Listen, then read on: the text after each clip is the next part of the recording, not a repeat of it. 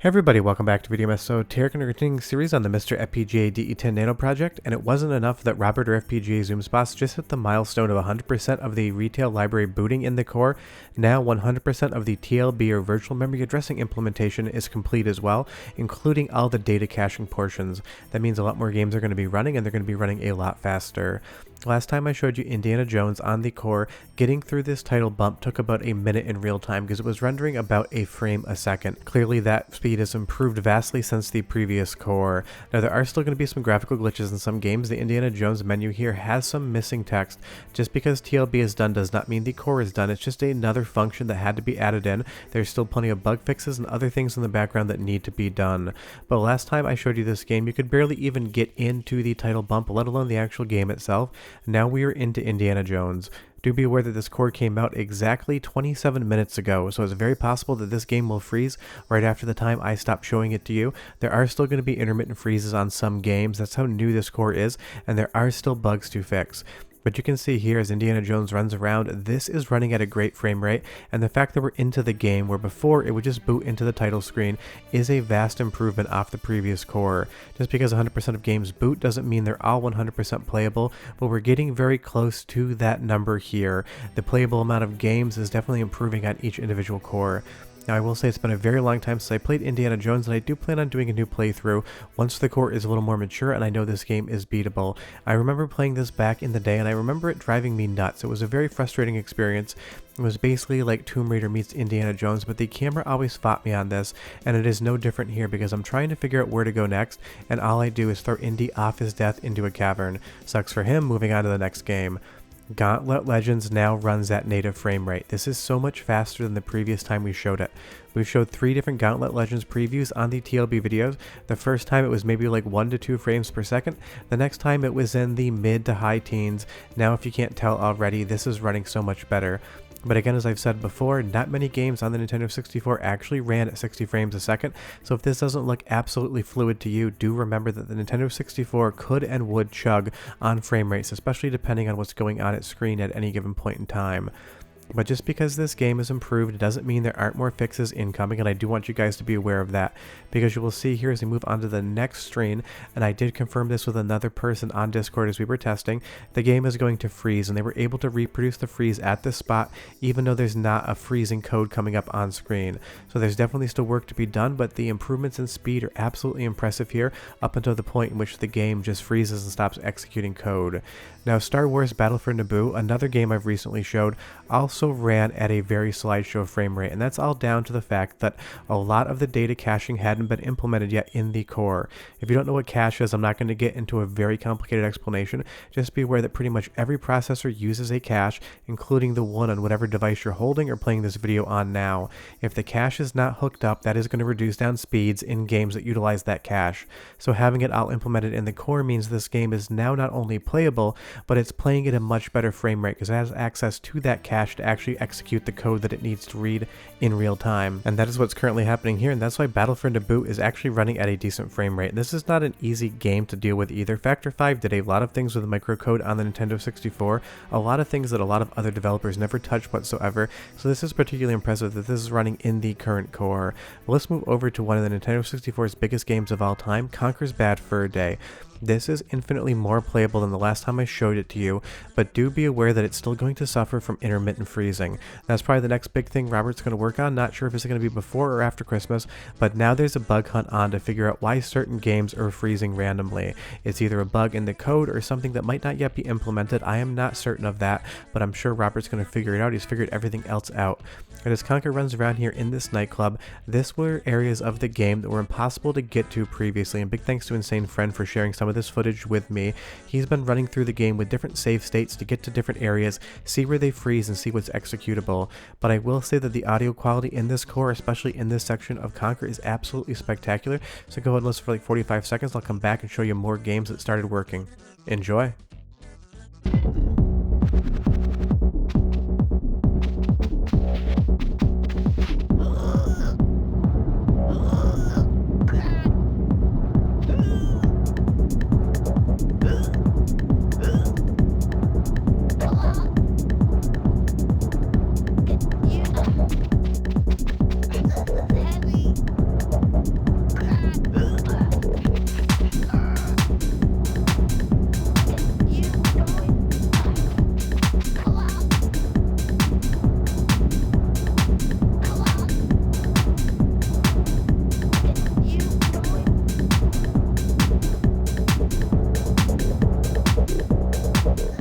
music in Conker is just so good, and it sounds so great here coming out of the Nintendo 64 core.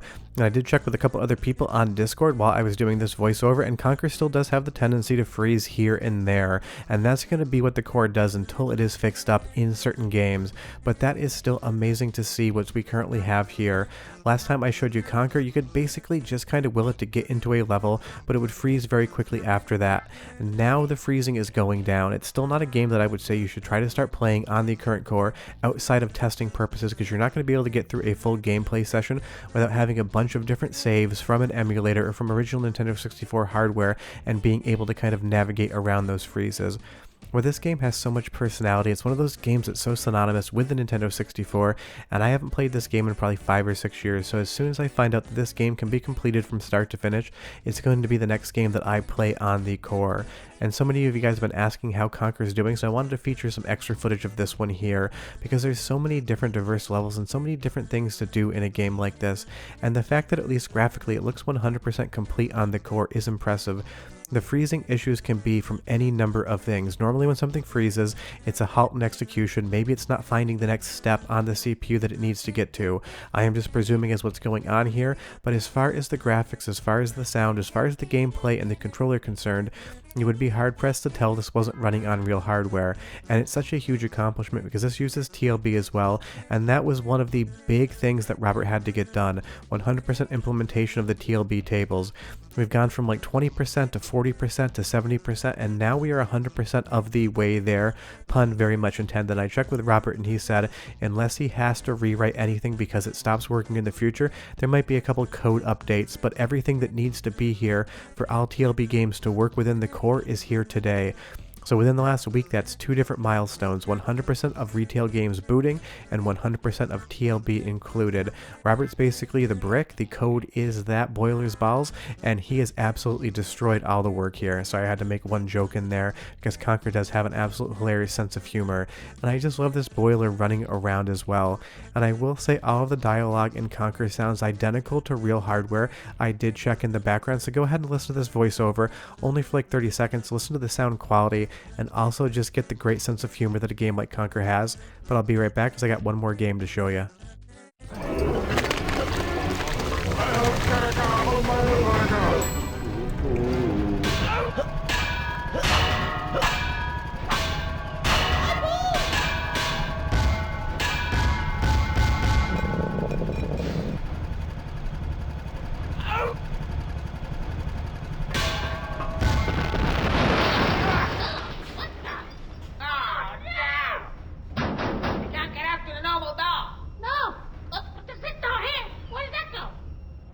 I don't think we want to go that way. It's the back passage. The game just has such a great sense of humor, and speaking of games with a fun sense of humor, The Spy Who Loved Me is now here as well. This is actually running on the previous core, but this was a game that recently started working as well, and you guys wanted to see a few more fan modifications. Obviously, GoldenEye is now confirmed to be 100% beatable, and it's working exactly like real hardware would as far as the speed's concerned, but there are pivots to the game, and The Spy Who Loved Me is probably the best one out of these. I'll show some more footage of Goldfinger maybe in a more recent video I do later next week. But it's just fun to test these different fan games out as well, because while we have 100% of the retail library booting, there are a lot of different versions of different games out there that were never released for real hardware. Now, it's never a guarantee that any of them are going to run on the core. They'd have to run on real Nintendo 64 hardware first before they ran on the core. So if there's any sort of fan-made game out there that only runs in Nintendo 64 software emulation, odds are it wouldn't run here in FPGA because it's not software. But I do love just the AI in this game. You can sneak up behind that dude right there, and he's 100% never going to notice you, including when his friend is shooting at you. Only when you try to judo chop him are you going to notice the difference. But you guys have been asking for a lot of different fan games, so if you have any other requests, leave them down below. I'm happy to cover each and every one of them if it boots in the core. Especially now that we have 100% of the retail library playable, I need to look for other things to test as new revisions come out. But moving forward, a lot of the videos are going to be improvements in gameplay, because I can pretty much show you at least some footage from every single game ever to exist on the Nintendo 64, so now it's going to be bug fixing and performance improvements, so I'll sneak a fan game in here time and time again to kind of give you a little bit more of a look at what's going on. But if you never played The Spy Who Loves Me, it's an awesome fan game that basically takes the engine and concept of GoldenEye and pivots it over to a different James Bond property entirely. It's really impressive stuff, especially for a fan game, and if you've never checked it out, you can 100% start playing it on the current core.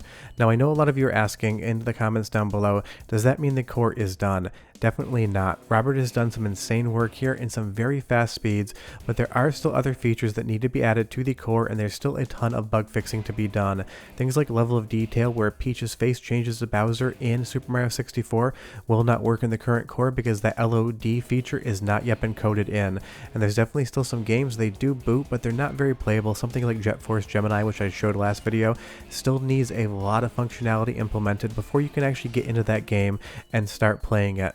Robert's done an incredible job, but this is not something that's going to be done in the next week, and because we are getting very close to the holidays, I'm sure he's going to be taking some time off, as will I. Probably not going to work from December 23rd to probably January 1st, unless Robert comes out with some insane core update.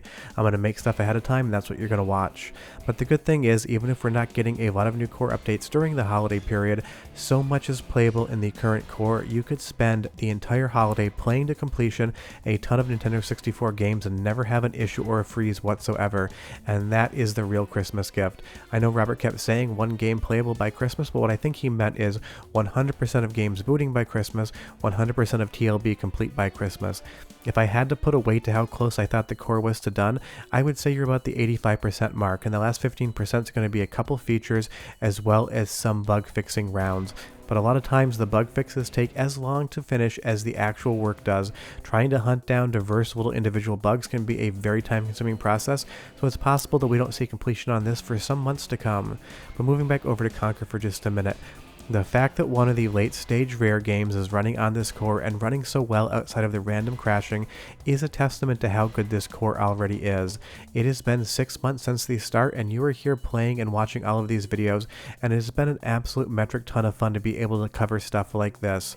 It's so great to see Nintendo 64 and clear HDMI out without having to mod consoles. And I'm guessing a lot of you out there don't have a modded console, but tell me down below what Nintendo 64 hardware you have, how you're playing it, and how it's modified, because I would really be curious to see what's there.